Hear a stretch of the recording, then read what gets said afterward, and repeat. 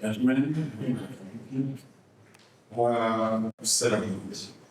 I would like to do the disclaimer that why I see the invitation much earlier. She got me in Ethiopia, and I didn't concentrate quite well on what was expected of me here today.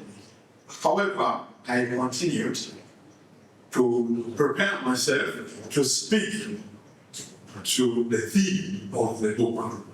And so you will allow me to speak first of all to the theme of the book, and then finally later on as I conclude, I'll talk about briefly how partnerships are very important for promoting this industry.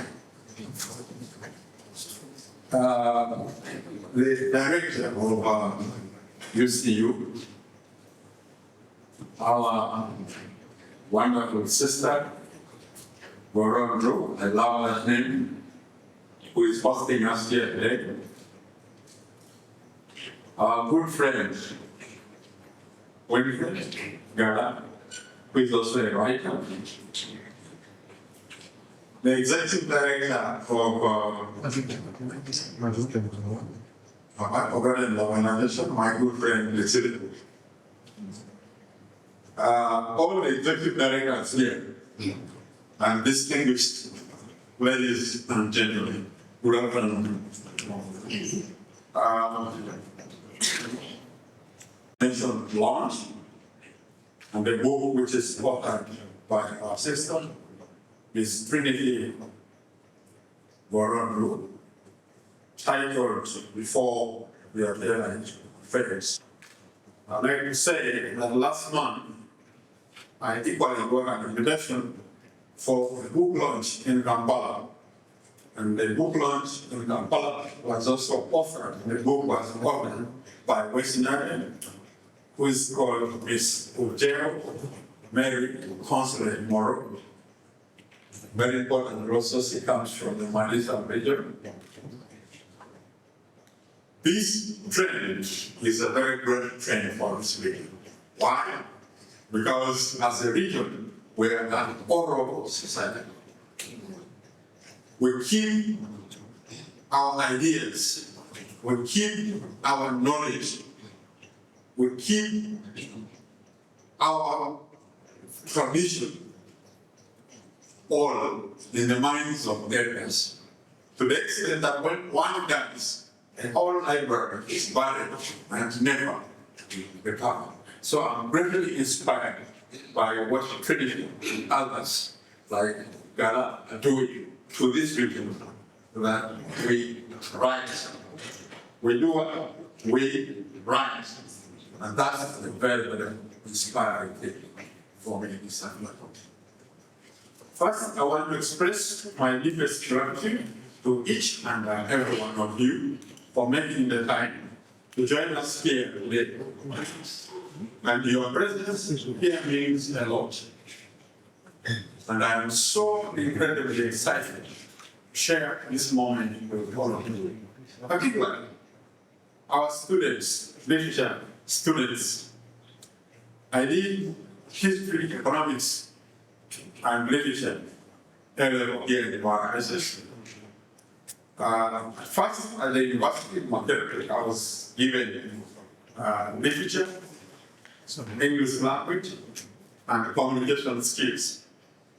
But somehow, I later on ended up being involved in studies, students. But I love literature. Literature is in my blood. I love literature.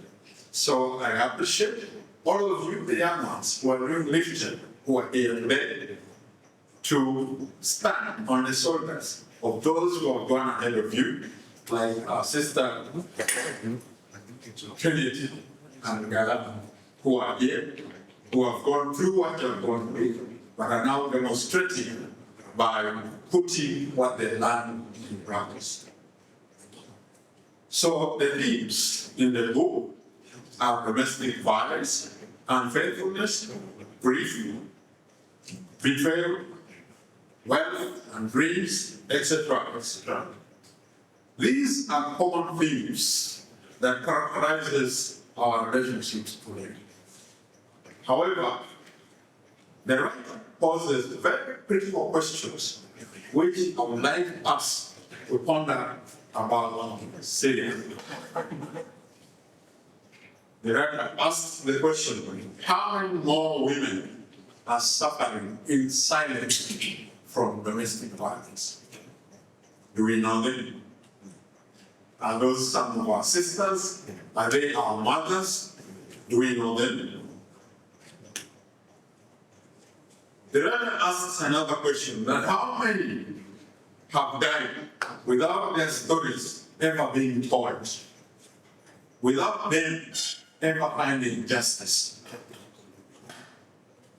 The question is, how many of them? How many continue to wait in the dark, muddy path, in total silence? Their names are waiting to be part of the dark statistics. Is it possible to enjoy our Africanness as women, our beautiful heritage, and motherland abuse-free? The writer asks.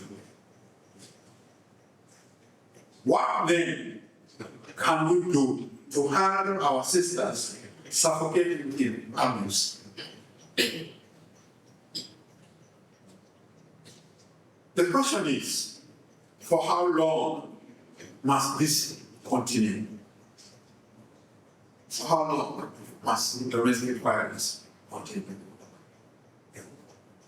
How long must our mothers, sisters, and daughters suffer in silence and in shame? And what's a very interesting question that I asks is, why didn't I speak before it all got dire? Some of us are married, and this is happening to us, and we don't want to speak about it until the teeth is removed, until your face is deformed, until sometimes you are knifed or you are killed, still beside in the names of what? Is it in the names of love? Then you know that's silence. And the message is summarized in this statement, which is in the book. I hope you read the book. That it is not just the violence that is the problem. It is the silence that follows. The silence that follows. In our culture here,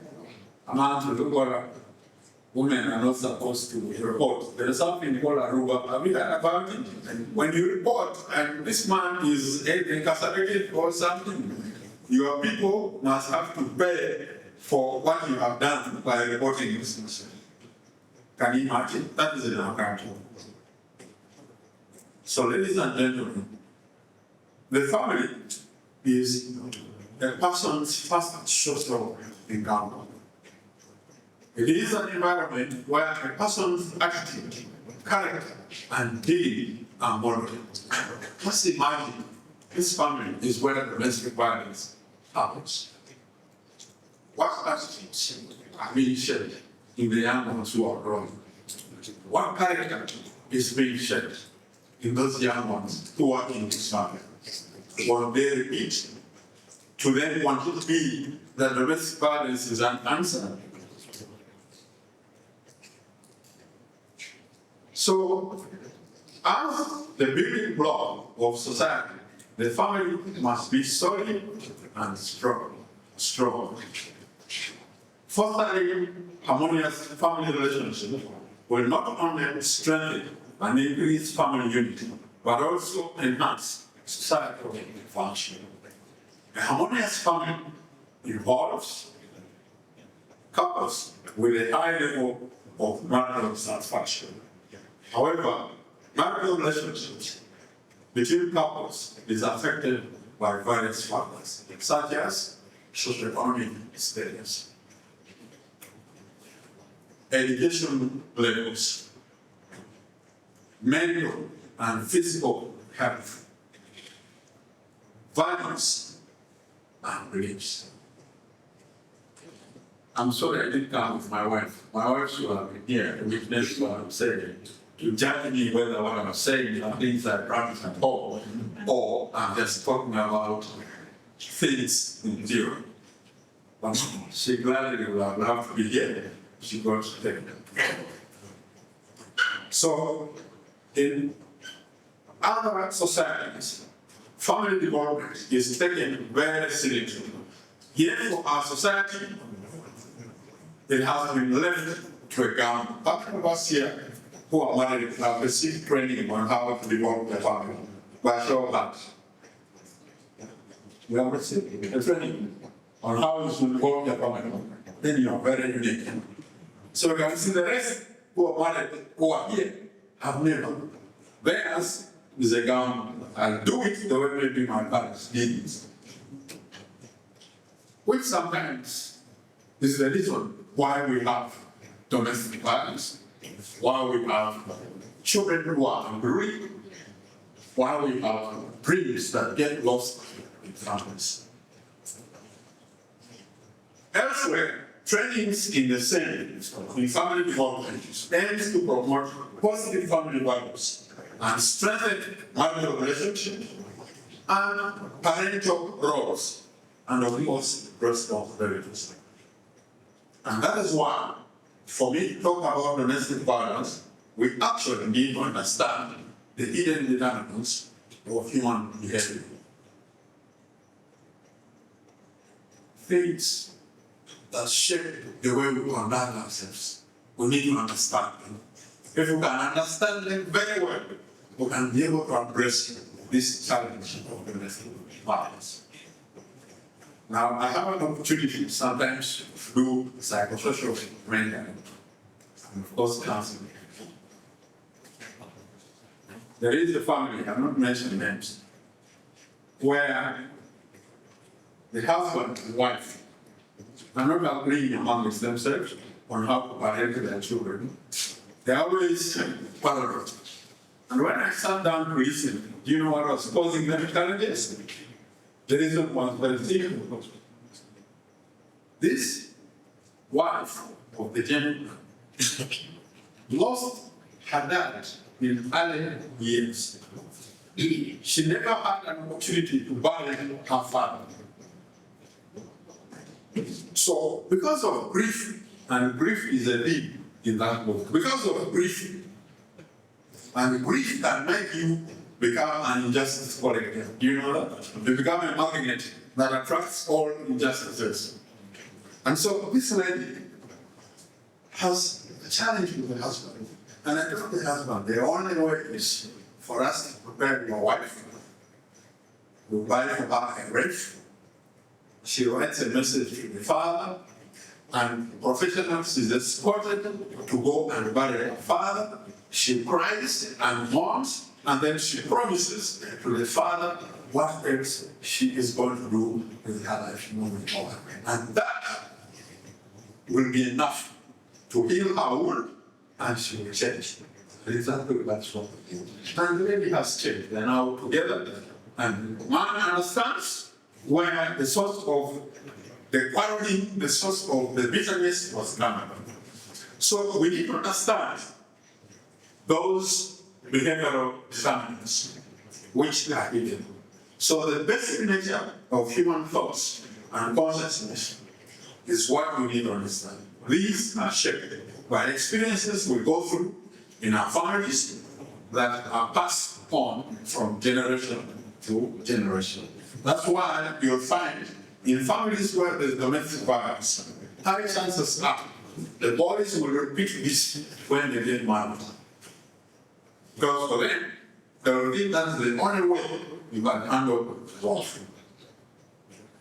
Given the fact that our society has not taken trainings and education about family development and parenting very seriously, such trainings will cause a shift from ego-driven motives among men to actions based on empathy, understanding, and a sense of interconnectedness with one another. And I'm glad our brother, Boys to Men, is here. And we have Boys to Men spread across this region. I was just chatting with my sister, Gara, how men are in arms with her. Because men's interpretation of women empowerment means overthrowing them as men in their vantage position of having power in their families, which is wrong. Empowerment is actually one to educate so that when they get educated, they can give or support in the family. When you don't have, as the man, your wife will have. When your wife doesn't have, then you have. And together, you support one another in educating the children better. Bishop Obedi once said that a child who sucks the breast of an educated mother behaves different from a child who sucks the breast of an uneducated man.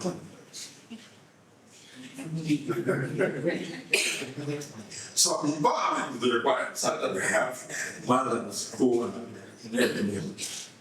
Humanity is intended to progress from negative energy levels to positive energy levels. Energy levels which are negative are levels of shame, grief, anger, pride, desire, apathy, or hopelessness. Those are negative.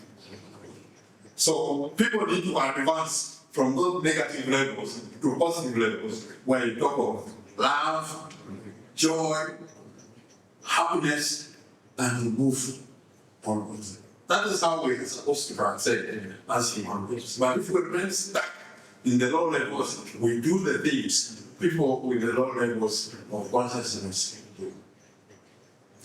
Ladies and gentlemen, before Twilight Events provides a framework for understanding human motivation, decision-making processes, and the potential for personal and societal transformation through acknowledgement of the vice of domestic violence and the gruesome physical, psychological, and emotional scar it leaves with the victims. That point helps us to appreciate that.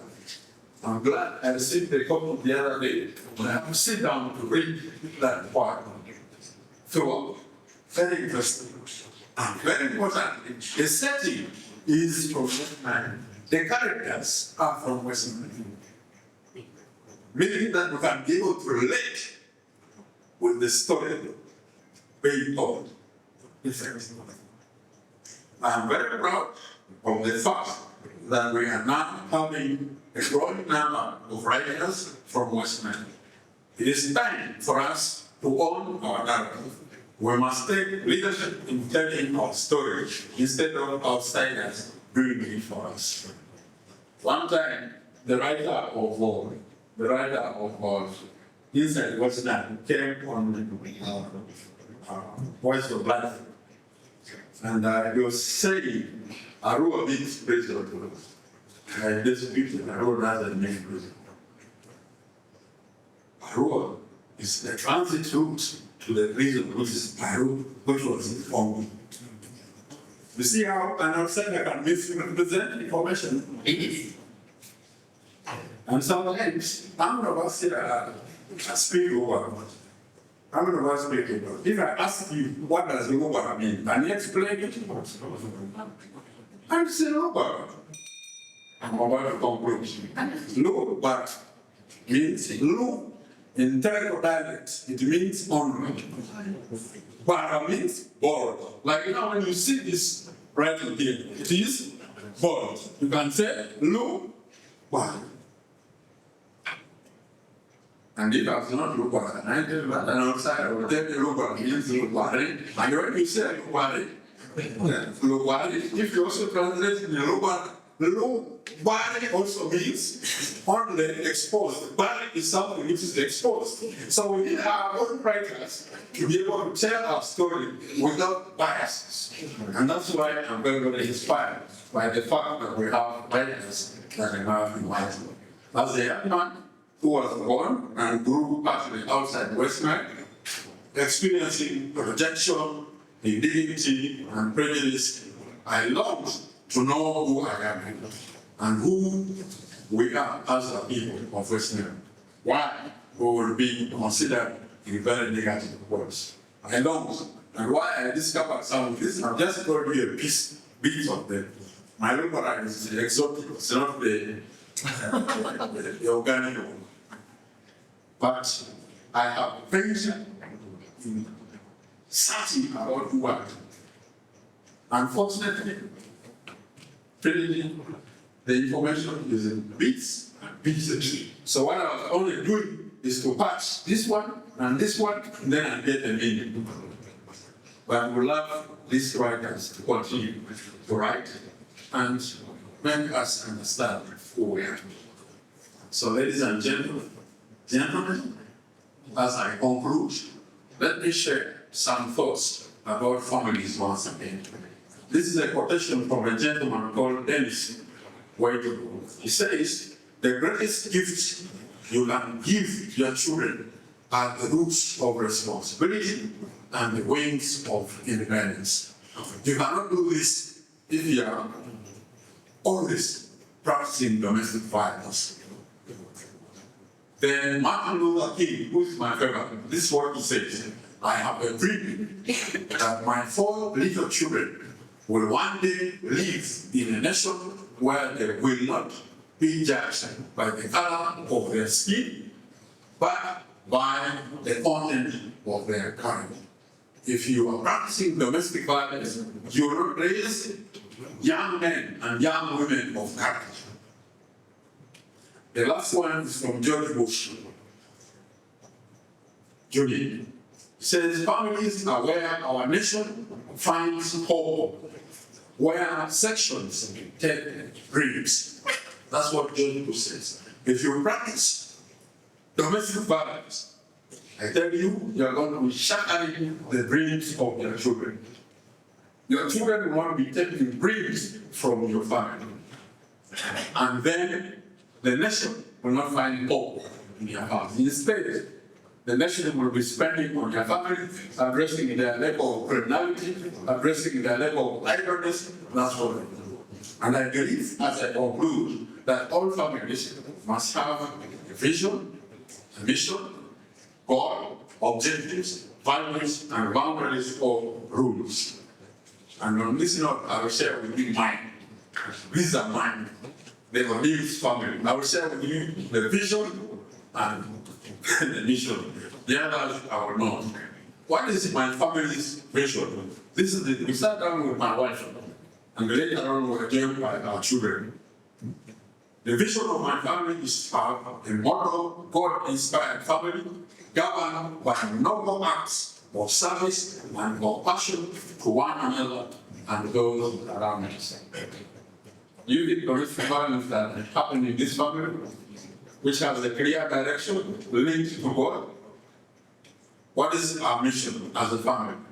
To raise God-fearing children of character who use their resourcefulness and initiative to strive, achieve, contribute, and serve in love, dignity, and respect.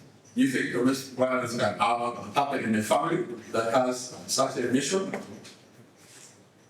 Ladies and gentlemen, in life, you don't just marry. In life, you just don't do what? Marry. For the ladies who are there, the late Dr. Miles Monroe said that as a lady, the question asked the boyfriend is not, "Do you really love me?" That's not the question. Because you have 1,000 answers to tell you, to prove to you that he loves you.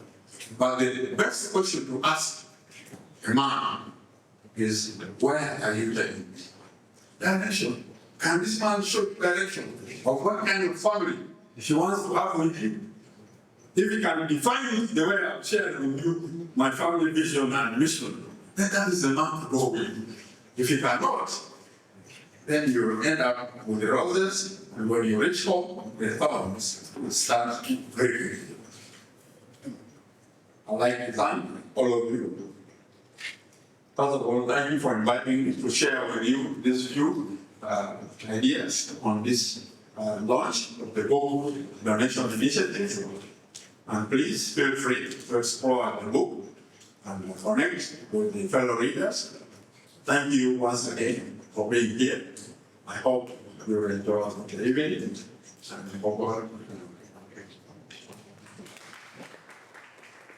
As I